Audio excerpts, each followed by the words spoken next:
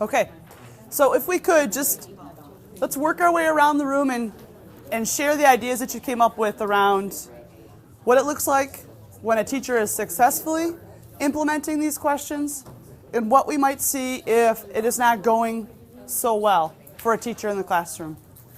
So if you guys don't mind if I could start here with you guys. Sure. And then we'll work our way around the room this way. All right, so go ahead. Yes, please. All right. So good things that we would see would be students using accountable talk, use of academic vocabulary, essential question is posted, clear lesson objective, group discussion and debate, student engagement.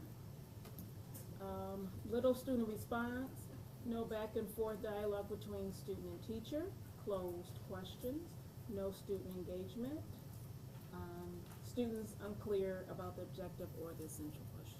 Great. Any questions for this group about the stuff that they came up with? All right, thank you. Okay, so if you guys want to go, and you can, if you can just kind of, as you're going through, you don't have to reiterate the same things that they did, but maybe just kind of add to our list of the good and the bad. Yeah. Oh, I'll share. For the good things that we're looking for, we want students talking and using accountable talk, which includes active listening. We want the children to have relevant justification and support for what they're saying. Not having a correct answer is okay, and that's accepted. All children are engaged with 100% engagement. The question that they're focusing on is posted in the room so that the focus is clear. And the teacher is facilitating and not dictating. Hmm. And then for the things we don't want crickets. The children should not be just sitting there quiet. We don't want right and wrong answers. We don't just want knowledge-based questions. Is that correct? Okay. Good. And then no clear focus. No clear focus is posted. No clear focus or posted questions. So the focus of the lesson is not clear in the front of the room, and then no relation between the question and the answers. Okay, great. Any questions for that group? Some of the things they had listed. Thank you. You guys in the back? For what we were looking for in a classroom, I believe that student engagement should be around thinking, or our group thought that anyway. Active participants with evidence-based crime justifications, what's going on. We've already talked about talk. Rich discussion focused on further inquiry. We were discussing that maybe questions answered other questions. Good. And then students demonstrating the increased motivation in their own learning. Number one was already shared, and so number two, teacher-driven with minimal student discussions are things that we're not looking for in the classroom, obviously. And also, information is departmentalized, where students lack those meaningful connections between their content areas. Okay, great. Any questions for that group? Or anything anybody would want to add? All right, thank you. You guys?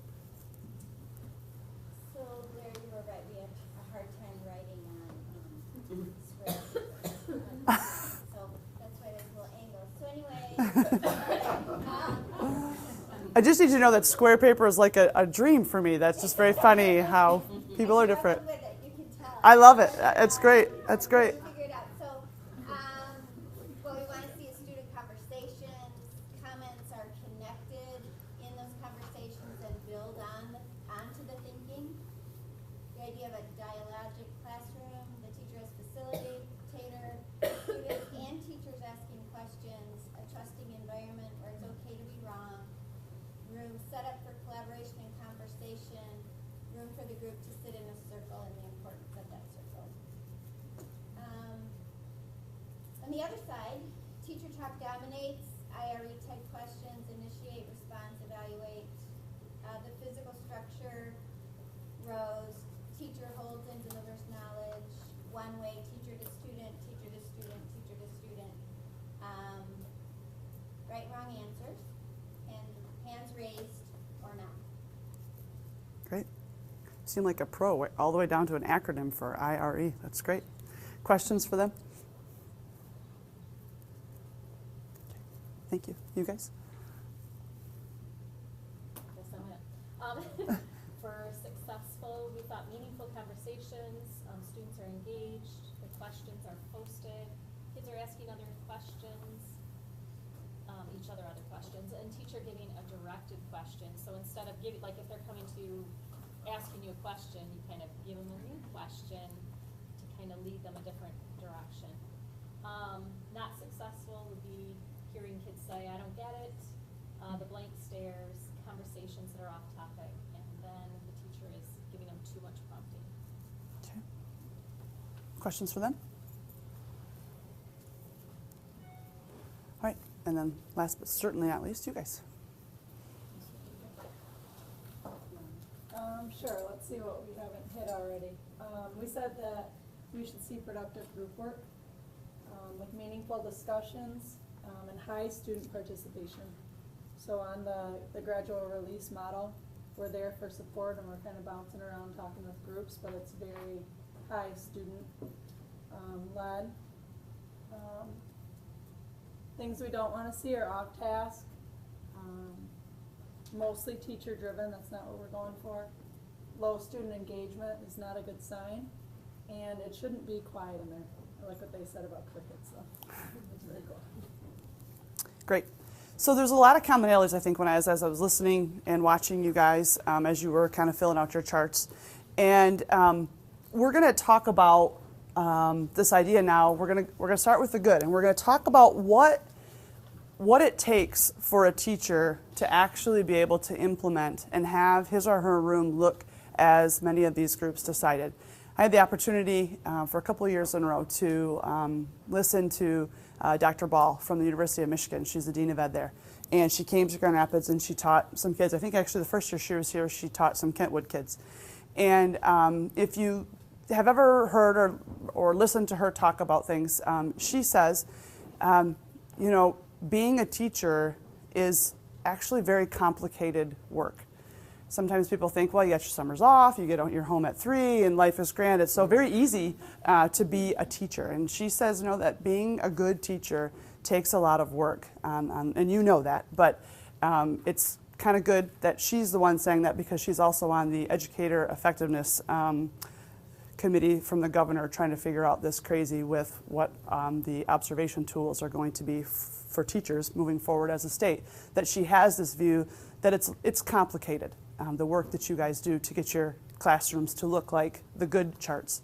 So I want you to kind of be thinking about it. So I'm just going to give you guys a couple of seconds. Mark's really great at this, so I'm trying to learn from him, to kind of think about what does it take for a teacher to be able to do some of the things that you talked about in the lead up to a lesson, in the middle of the lesson, and at the end of a lesson, to really get that classroom of inquiry. And I just want you to take a couple seconds to kind of think about it. If you want to commit your thoughts to paper, perfect, but I just want you to kind of think about it. In a little bit, we're going to watch a teacher. We're going to actually watch Dr. Ball. We're going to watch her teach some kids and to see what she does. But I just want you to kind of be processing through your heads about what it takes to do some of this work. And once you have kind of a vision in your head of the steps that a teacher might go through to get this successful classroom, you can take a look at pages 45 and 49 in the Essential Question book, and they kind of describe, there's a 4-step process and an 8-step process. And whether you want to get caught in the details of the 4-step or the 8-step, they kind of outline what they think it takes for a teacher to really be thoughtful and intentional about their work so that they can successfully implement these good questioning strategies in their classroom. So take a couple minutes, read through those pages, and just talk with your elbow partner about what you read and your reaction to it. So I'm going to give you about 5 minutes for the reading part and the talking with your elbow partner, and then we're going to take a look at a teacher in action to see what we see.